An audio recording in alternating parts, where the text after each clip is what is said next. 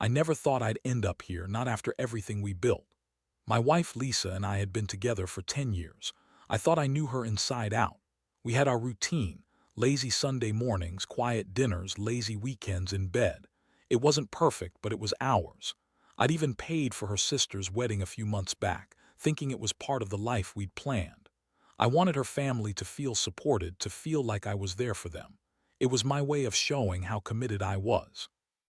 But that's the thing about trust. Sometimes it's just a thin veneer.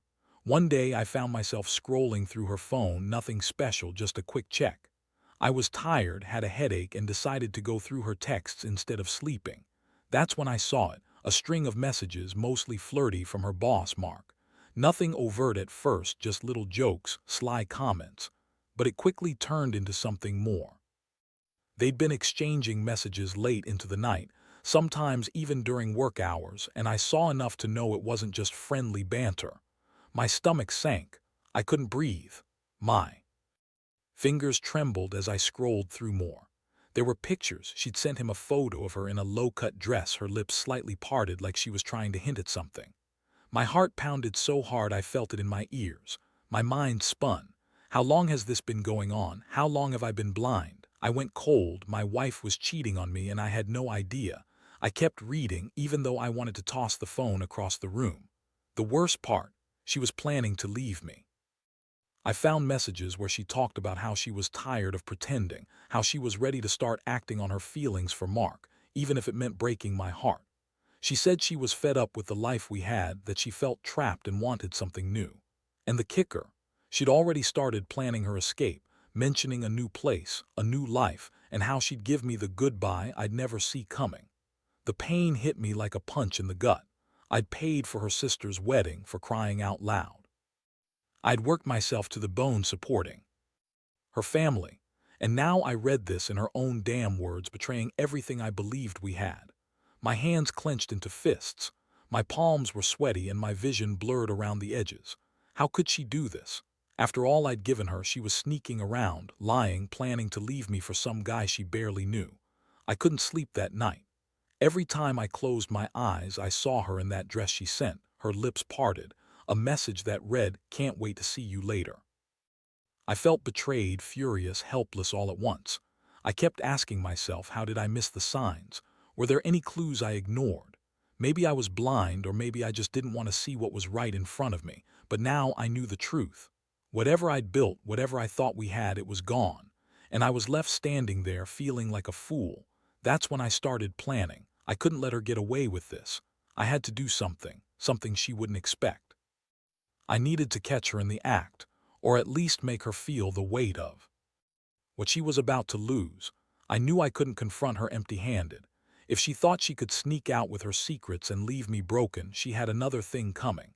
I needed proof, an edge, a way to turn this whole thing around. I spent the next few days gathering my thoughts, watching her routines, listening for any slip-up. I started checking her phone more often, just to keep tabs. I also looked into her plans, her flights, her messages, her meetings. I realized she was planning to leave town next weekend, just as I expected. It was perfect. I'd catch her then and I'd make her regret every single lie. The plan was simple but ruthless. I'd set up a little trap, something that would let me see her true intentions. I bought a small voice recorder just in case.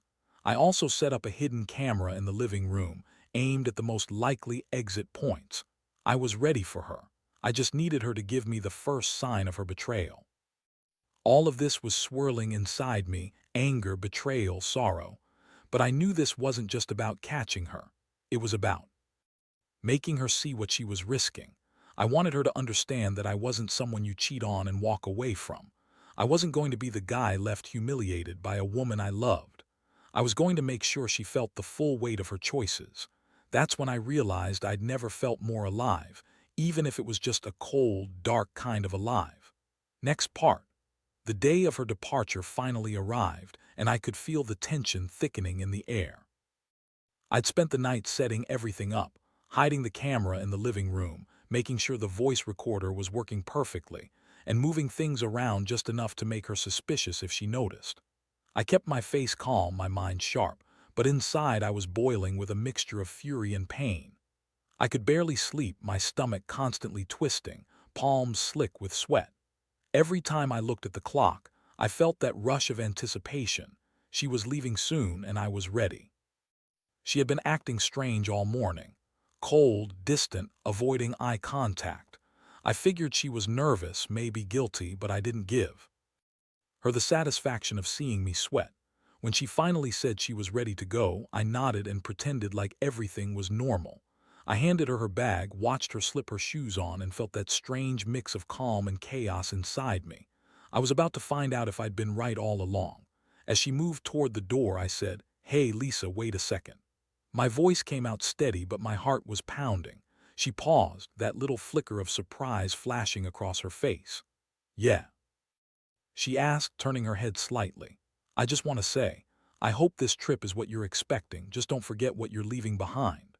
I managed to keep my voice level, but I saw her eyes flicker with something, guilt, defiance. I didn't care. I just wanted her to know I was onto her. She gave a nervous laugh. "It's just a work thing, nothing big." "Sure," I said, voice cold enough to freeze. "Just make sure you come back with everything clarified, for your sake." She hesitated, then nodded. "I will." I watched her walk out the door, feeling the steel of my plan tightening around her. Once she was gone, I took a deep breath and activated the camera. The feed flickered to life on my phone, showing her walking down the street toward her car. I hit record on the voice recorder, making sure it was capturing everything. I was ready. Not long after, I slipped out of the house, following her from a safe distance. She didn't notice, her mind probably on her secret plans. I felt that weird rush again.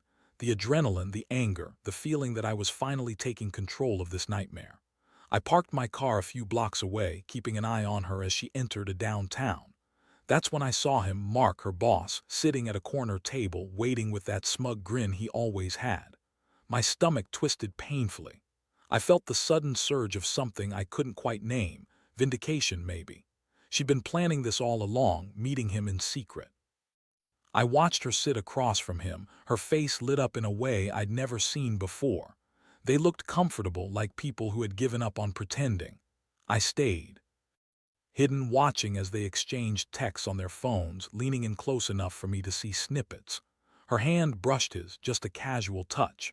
That's when I knew for sure she was gone for real. I had the proof I needed. The evidence that she'd been lying to my face all the while planning her escape. I kept recording, my fists clenched tight. I wanted to burst in there, to scream at her, to tear everything apart. But I knew that wouldn't serve me well. Instead, I stayed quiet, watching her betray me with every glance and touch. When she finally looked my way during a quick moment, I saw her eyes flicker with panic. She knew I was out there, saw everything. Good. Back at home, I sat in the dark, replaying everything. My mind was spinning with possibilities. I started piecing together exactly what I'd do next. Her plans to leave, her secret meetings, her lies, all of it was my ammunition now. I'd waited long enough. It was time for the confrontation, the kind that would cut her off at the knees. I had one last thing to do, send her a message just to make sure she knew I knew everything. I typed a simple note, calm but cold. "I saw you today. I know about Mark. You're leaving and I won't fight it, but don't come back, not ever." I hit send, then sat back, feeling the weight lift from my shoulders just a little. For the first time in days, I felt like I was in control. Now I had her precisely where I wanted her. The pieces were set. I wasn't about to let her walk out and think she'd won. The true game was just beginning. I could already feel that dark satisfaction brewing. She thought she was clever, but I was always one step ahead. Next part. The following days were an awful blur. I kept replaying everything in my mind, her sneaky meetings, the way her face lit up when she looked at Mark, the way she touched him like he was the most important person in the world. It made my stomach churn every time I thought about it. I had the evidence now, and I'd made sure she knew I was watching. Her departure had left the house eerily silent. Her scent still lingered in the air, a cruel reminder of how everything had crumbled so fast. I didn't sleep much. My mind kept racing, trying to work out the next move. The plan was clear. I'd confront her with everything I knew. But I didn't want her to slip away without feeling the full weight of her betrayal. I wanted to make sure she'd regret every lie, every sneaky moment, every promise she'd broken. I had to be calculated, precise. No rash outburst, no losing my temper. I had to make her see how badly she'd screwed up. So I waited. I watched her social media updates, catching her posting about her exciting new chapter, her fresh start, like she was some brave heroine leaving behind a boring, mundane life. I saw her with her suitcase, looking relieved, almost happy. That made my blood boil. She was already moving on, already pretending everything was fine. But I knew better. I'd seen the truth. One evening, I decided it was time to make her feel the consequences. I've been collecting my own proof, and now I was going to use it. I called her, voice cold and steady. "Lisa, we need to talk," I said. There was a pause on the other end. "What's there to talk about? I told you I'm leaving."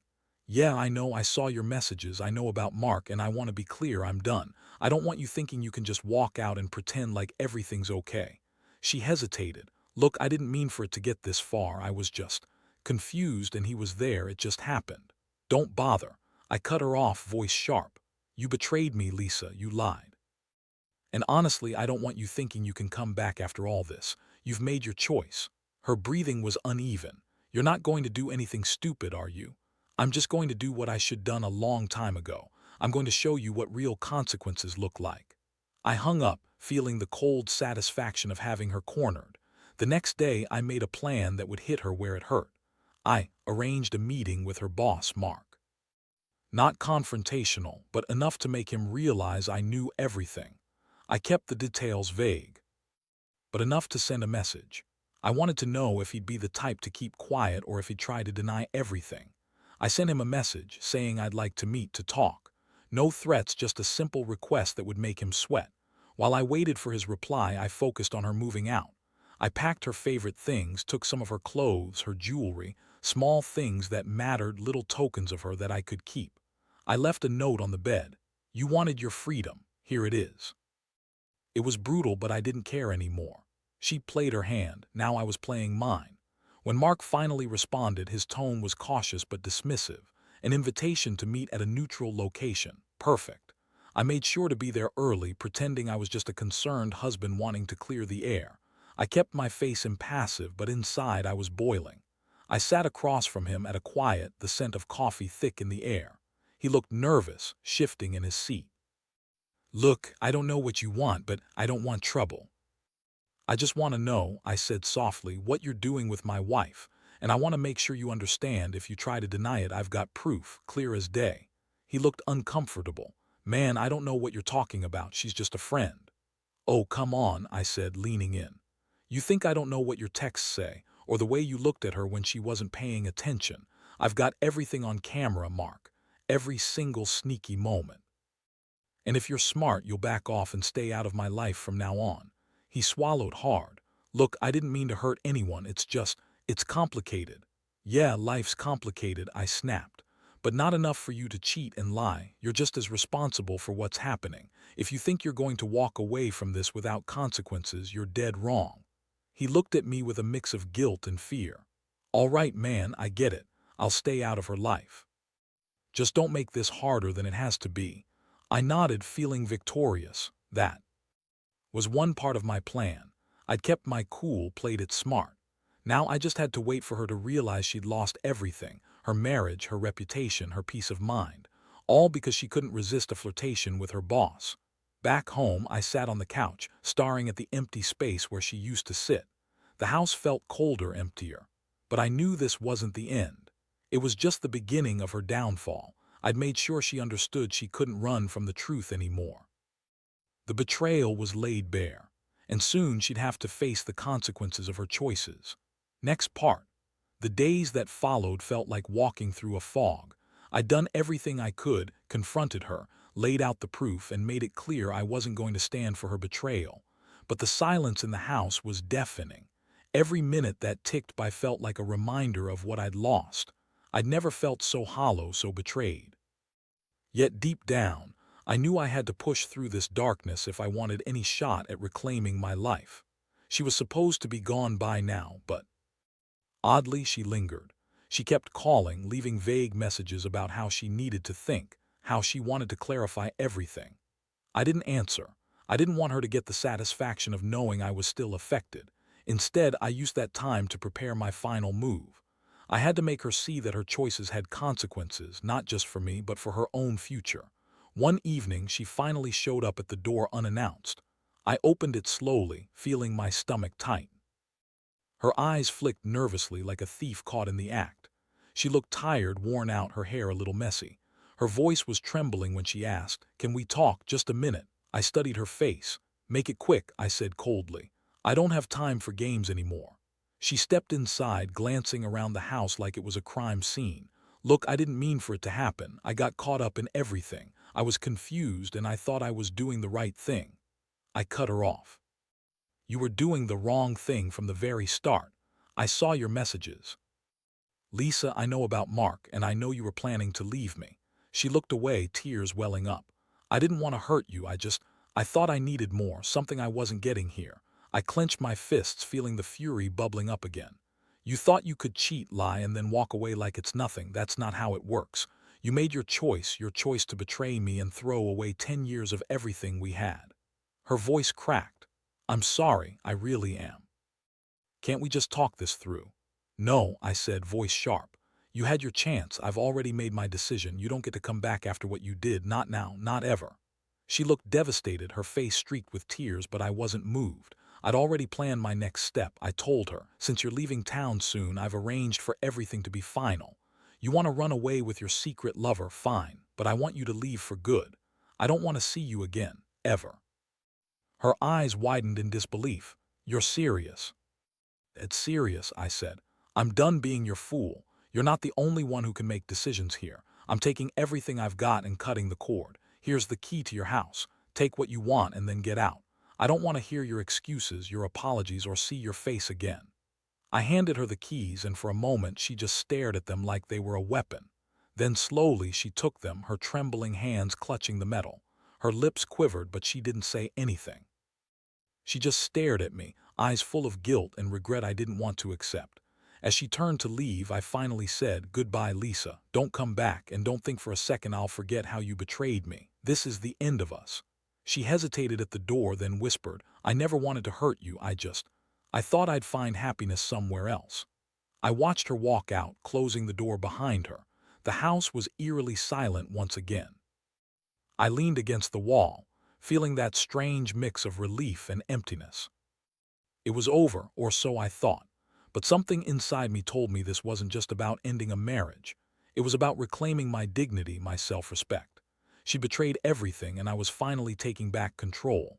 I knew that moving forward wouldn't be easy. I'd have to rebuild from scratch trust, confidence, even my sense of worth. But at least now I had a clear path. I sat down on the couch, took a deep breath, and stared at the empty space where she used to sit. That hollow ache still gnawed at me, but I refused to let it crush me. I'd survive this. I'd come out stronger. And with that, I began planning my next steps. I wasn't just going to forget her. I was going to make damn sure she realized what she'd lost, and that I was done waiting for her to come back. Next part. The days after she left felt like walking through a long, dark tunnel with no end in sight. I stayed home, surrounded by the silence that now felt like a thick blanket smothering everything. Every time I looked at the house, I saw her, her empty chair, her clothes still hanging.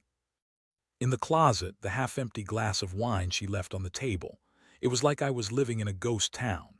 But I knew I couldn't just sit and wallow. If I wanted to truly take control, I'd have to do more than just cut her loose. I needed her to feel the full weight of what she'd lost. That's when I decided to execute the final part of my plan.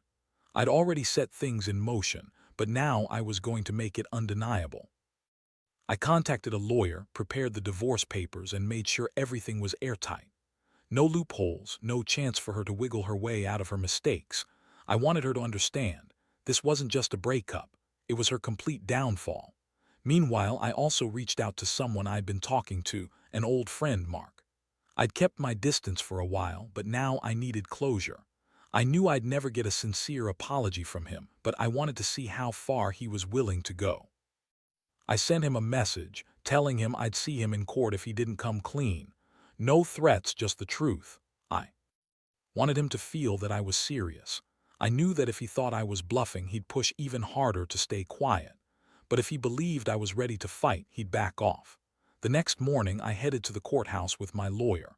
We filed for divorce, and I made sure every detail was covered: custody, division of property, everything. I didn't want anything to be left ambiguous. I wanted her to see that I was done playing her game, that I was serious about rebuilding my life. While waiting for the paperwork to process, I also made one more move. I contacted her family, her mother, her sister. I didn't want to confront them with anger, but I wanted them to know what kind of person Lisa really was. I told her sister everything I discovered: her secret meetings, her plans to leave. I told her I'd been betrayed after all the support I'd given. I didn't want them to be if Lisa tried to spin the story, and I wanted her to understand I wasn't going to be the fool anymore. That conversation was tough. Her sister was stunned, her voice trembling, asking if I was serious. I just told her I'm done. I paid for her sister's wedding, supported her family, and this is how she repays me. I deserve better than that. I could hear her sigh on the other end. She promised she'd talk to Lisa, but I knew the damage was already done. By the time the divorce was finalized, I felt a strange sense of relief mixed with exhaustion. I'd done everything I could to reclaim my dignity. The house was now officially mine, free of her presence. I packed up her remaining things, leaving her a note on the door. "You wanted your freedom, take it, don't come back." I handed her the key, watching her walk away one last time with a heavy heart but a clearer mind. That evening I sat on my porch, watching the city lights flicker. I felt lighter somehow, like a huge weight had been lifted. I'd lost a lot, but I'd gained freedom. I realized I didn't need her to define me, to be my reason for happiness. I'd have to rebuild, yes, but I was finally free to do it on my own terms. And here's what I've learned from all this: betrayal cuts deep, but it can also serve as a brutal push to move forward. You have to be willing to face the pain head-on, plan meticulously, and never let the other person see you break. Revenge isn't about hurting them, really. It's about reclaiming your power and making sure they understand they can't get away with destroying what you built. Next step. I've already started focusing on myself, working out, reinvesting in my hobbies, reconnecting with friends I'd pushed away. It's not easy, but I know now I'm stronger than I thought, and I'll never let someone betray me like that again. Want to hear how I finally sealed my new beginning? The last few weeks have been a whirlwind of recovery, realization, and finally reclaiming my sense of self. I won't lie, what she did left a scar. Every time I see a couple holding hands or a woman texting her boss at work, a flicker of that old anger still stirs inside me. But I've learned to channel it into something productive. I've started going to therapy, not because I'm broken, but because I want to understand how I let things get so far and to ensure I don't repeat the same mistakes. The house is quiet now, almost peaceful. I walk through it, sometimes feeling a twinge of sadness but mostly relief. I've taken back my life piece by piece. I hired a mover and handed over the keys that she once cherished. When I gave them to her, I said, "This is the last thing I'm giving you. Don't come back. Not for apologies, not for regrets. This is it." I watched her face crumble just a little, maybe regret, maybe guilt, and that moment cemented that I'd finally closed that chapter. The divorce was finalized last week. I sat through the hearing with a steady voice and a clear mind. When the judge asked if I agreed to the terms, I said, "Yes, Your Honor. I just want to move on." It felt like finally crossing a finish line, like I had survived an ordeal no one should have to endure. As I signed the papers, I felt a strange sense of liberation. That's what revenge was really about: taking back what was mine, not just material things, but my dignity, my peace. Looking back, I realize how much I was blinded by love and trust. I ignored the subtle red flags: her secretive phone habits, her distant attitude, the way she'd avoid certain topics. Even when I paid for her sister's wedding, I thought it was a symbol of our commitment. Now I see it was just another way I was giving more than I was getting. Never again. I learned the hard way that betrayal doesn't come with warning signs. It sneaks in quietly until it's too late. What I want to say to anyone reading this, especially those who might feel trapped in similar situations: you can survive this. You will feel devastated, betrayed, even helpless, but you have the power to turn it around. It starts with acceptance and planning. Don't let them see you broken. Instead, use their betrayal as fuel to rebuild stronger, smarter, more resilient. They think they've won when they hurt you, but really, they've only made you better. Trust me, the resilience you develop after betrayal is something no one can take away. I've learned that vengeance isn't about revengeful acts or petty revenge. It's about making sure the other person understands, without doubt, that they've lost the best thing they ever had. It's about your dignity, your future, your peace. My revenge was to walk away with my head held high, to take control, and to never let myself get again. I kept my actions calm, deliberate, and precise. No emotional outbursts, no shouting, just a quiet assertion of my boundaries. Now I focus on myself. I go out more, reconnect with friends, and even started dating again slowly. It's not about replacing what I lost, but about proving to myself that I'm capable of happiness without someone who doesn't deserve me. I've learned that the pain fades, but the lessons stay with you forever. And so my story ends here. She's gone and I'm rebuilding. The house is empty but full of new possibilities. I've learned that sometimes betrayal is the hardest lesson, but it's also the one that teaches you your true strength. Never forget, you are stronger than the pain, smarter than the lies, and more capable than they ever imagined. The key takeaway: when betrayal strikes, don't break, build. You have the power to turn heartbreak into your greatest comeback.